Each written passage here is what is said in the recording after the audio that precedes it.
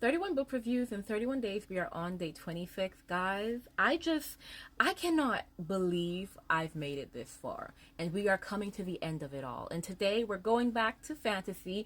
And I really, really enjoyed this entire series. To be fair, it is a kind of 4-book series, but the initial trilogy is kind of close and then they added to it. So I'll say 3-book series for now, especially because I've only read 3 of the books. But yeah, so that is The Paper Magician. And I really enjoyed this series because I thought that it was something I had not seen done before. I hadn't seen elemental magic done in this way before, especially because it was a very strange element. This is about a young girl, and this is set in, I believe, the 1920s, just about. And it's about a girl named Fiona. And so she has, magic potential and stuff like that. And she's just graduated, top of her class. And so she was hoping that she would get to be I think fire magician, I believe is what she wanted, because, the fire magicians are all about the flair. They're very, very kind of out there, popular, and just the way that they use their powers is kind of just like, oh, you're powerful. It's just very one of those out there powers. Basically a power for an extrovert. Just think about it that way, which is very funny because I'm just like, Fiona, you're kind of introverted. Where are you going with this? But yeah, so she's top of her class, and so she is already sure what power she's going to choose, because in this universe, essentially what happens is you learn the different skill sets and you learn the different principles, and then at your graduation you figure out how to bond with an element. And once you've bonded with your element, you can't switch. So if you you graduate and you bond with fire, that's your element for life. You will only ever be able to manipulate fire and do fire tricks. So if you bond with steel, if you bond with glass, those are your elements. And so she's just ready. And then she goes, and then her headmistress assigns her to an element that she does not want to do. But then there's a reason. It's because no one wants to do that element, because everyone sees that element as being very boring, and that is paper. And so I really enjoyed this because I'm just like, the heck, when did paper become an element? But I don't think it's elemental magic. I think it's just manipulation magic, where you can manipulate something. But I loved it because it gave me a whole new perspective on what can be done if you have enough creativity. Because the way that, we see paper being manipulated to do magic, I was just like, wow, I could never imagine it would be so fun. And Fiona didn't imagine it either. So when she gets assigned, obviously she's upset, but you get assigned. I'm so sorry, baby.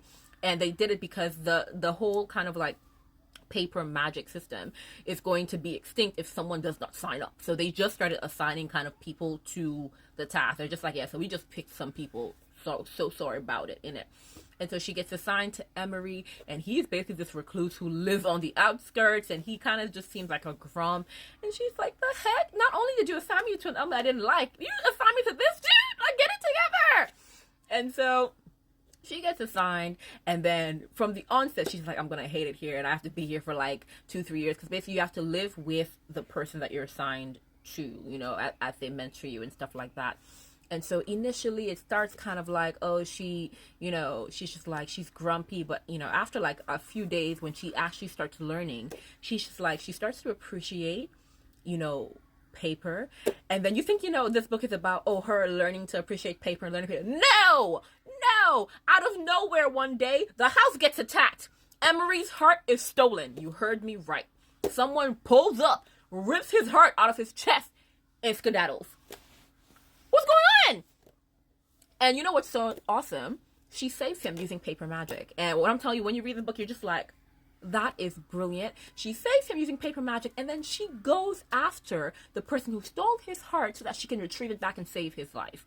And so a lot of adventures happen, and then, yeah, there's a bit of a complication because she ends up in his heart at one point. And then that goes wild, because your heart is where everything is, right? And so a lot of things happen. She discovers a lot about him, and once again she is chasing after this criminal who really just robbed this man of his heart and tried to kill him.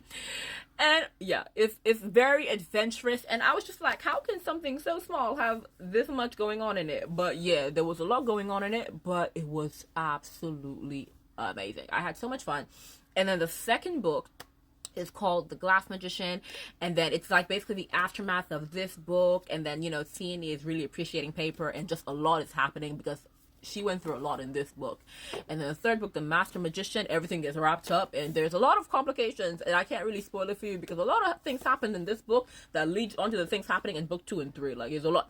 But guys, this is why you really have to start venturing outside of like the classic bestsellers or the big 5 published books. While it's amazing, and obviously the big 5 are the big 5 for a reason, and they're publishing books which are great for the most part, you have like these smaller indie publishers, or just like, you know, these independent authors who publish just really, really fun, great books that you won't see elsewhere.